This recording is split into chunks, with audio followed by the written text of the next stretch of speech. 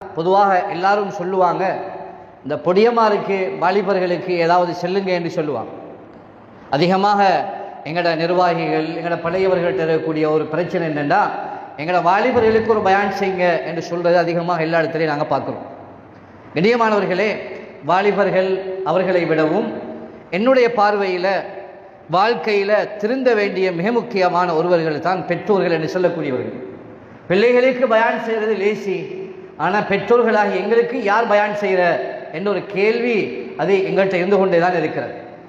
ரொம்ப கவனமாக இந்த காலத்தில் ஒரு பிள்ளையை வளர்க்க வேண்டிய ஒரு நிலைகளில் நானும் நீங்களும் தள்ளப்பட்டிருக்கிறோம். சிறிய ஒரு விடயம் எங்களோட பிள்ளைகளுக்கு தெரியுமாக இருந்தாலும் பிள்ளை அதை பிடிச்சு கொடுக்கிறான். எங்களோட பார்வையில் நாங்கள் சொல்லுவோம், எங்களோட வாப்பாட பழக்கம் பிள்ளைகிட்ட இல்லைன்னா எங்களோட எல்லாருமே சொல்லுவாங்க, இது உங்களோட பிள்ளையோ தெரியாண்டு பேசுகிற அளவுக்கு இருக்கும். ஏன், வாப்பாட பழக்கம் என்பது அது பிள்ளைகிட்ட உருவாக வேண்டிய ஒரு பழக்கம் தான். வாப்பாட தோட்டத்தில் புள்ள இருக்கிறது மட்டுமல்ல, உம்மாட தோட்டத்தில் புள்ள வாரது மட்டுமல்ல, வாப்பாட குணநலங்களும் பிள்ளைகளுக்கு உருவாகிறது ரொம்ப முக்கியமானது. எனவேதான் இஸ்லாம் பிள்ளைகளோட பேசுகின்ற முறையையும் எவ்வாறு இஸ்லாம் ஒரு பிள்ளையை வளர்க்க வேண்டும் என்ற முறையையும் எங்களுக்கு சொல்லித் தருகிறது. வெறுமனே நாங்கள் பிள்ளைய வீட்டில் எடுத்து பாருங்க, வீட்டில் பூனையை வளர்க்குறோம், கோழியை வளர்க்குறோம், புறா வீட்டில் வளர்க்குறாங்க, கிளியை வளர்க்குறாங்க. யாரும் கரப்பத்தான வளர்க்குற இல்லை, யாரும் பள்ளியை வளர்க்குற இல்லை. வீட்டில் பாம்பு இருக்குது, நெட்டுவக்கால் இருக்குது, தேல் இருக்குது, எல்லாம் இருக்குது. இதை யாரும் வளர்க்குற இல்லை. அது தன்னாலே வளர்ந்து கொண்டு போகுது. இப்படி அதிகமான இடங்கள்ல பிள்ளைகளை பெற்றிருக்கிறாங்க, ஆனால் வளர்க்குறதுன்றது எப்படி வளர்த்திருக்கிறீங்கன்னு கேட்டால் எல்லாரும் சொல்லக்கூடிய ஒரு பதில், எல்லாரும் சொல்லுவாங்க என்னென்னா, நான் தான் நல்லா தான் வளர்த்திருக்கிறேன். என்ன பிள்ளை என்ன நல்லா வளர்த்திருக்கிறீங்க சொல்லுவார், ஸ்கூலுக்கு சேர்த்து, மதரசாவுக்கு சேர்த்து, அவனுக்குள்ள கிளாஸுக்குள்ள எல்லா ஃபீஸையும் கட்டினேன், எல்லாத்தையும் செலவழிச்சேன், ஆனால் அவன் இப்படி பழகிட்டானே, இந்த தூளுக்கு அடிமையாகிட்டானே, இப்படி ஒரு பழக்கம் என்ற பிள்ளைகிட்ட உருவாகிட்டதே என்றுதான் நாங்கள் சொல்கிறோம். ஆனால் பெற்றோர்கள் செய்ய வேண்டிய மிக முக்கியமான ஒன்று இருக்கிறது, பிள்ளைகளோட பழகுகின்ற முறைகள். ஒரு மனைவியோட பழகுகின்ற முறை அது எங்களுக்கு சொல்ல தேவையில்லை, எல்லாரும் அழகாக தெரியும்.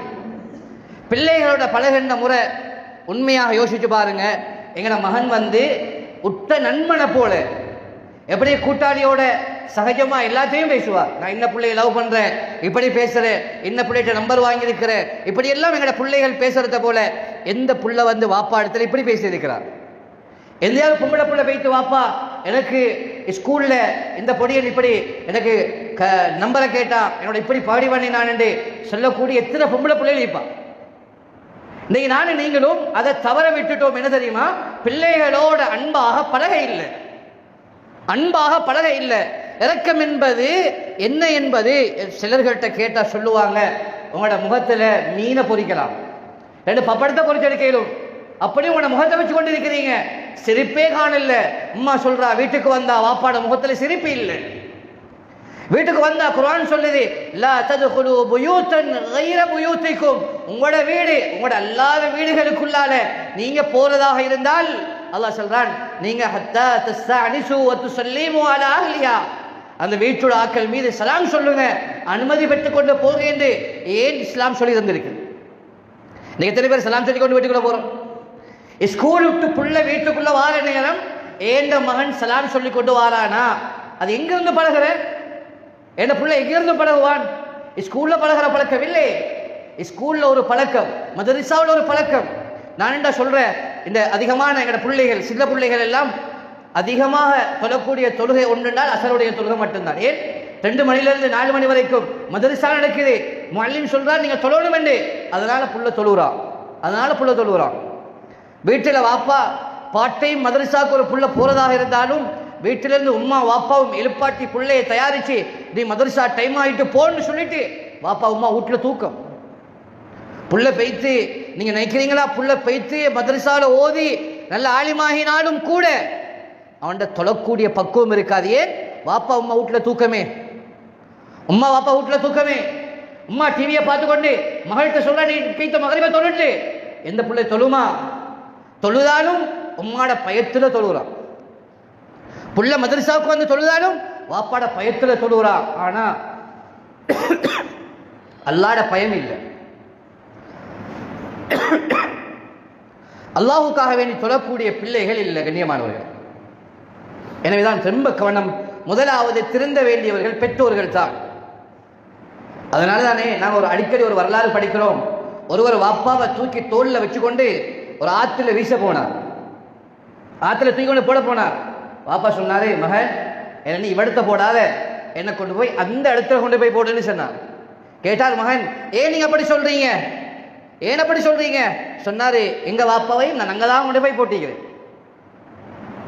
எங்கட பிள்ளைகளுக்கு நாங்க செய்யக்கூடிய நாங்க பேசக்கூடிய இதனால சொல்லுவார்கள், பிள்ளைகள் கெட்ட வார்த்தைகள் பேசக்கூடியவர்கள் பிள்ளைகள் அல்ல, பிள்ளைகள் கேட்ட வார்த்தைகளை பேசுகிறார்கள்.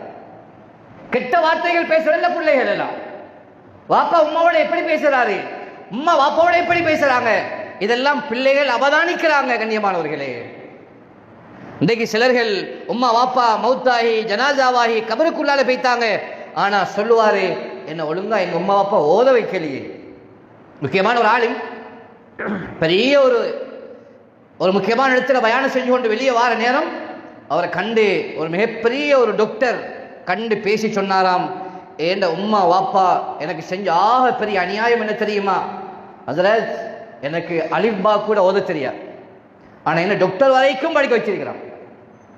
எனக்கு செலவழிக்காத செலவழிப்பு இல்லை, ஆனா எனக்கு குர்ஆன் ஓத தெரியான்னு சொன்னார். யாரு? ஒரு முஸ்லீம் டாக்டர். எப்படி அல்லாஹ்வுடைய பயம் உண்டாக போகுது.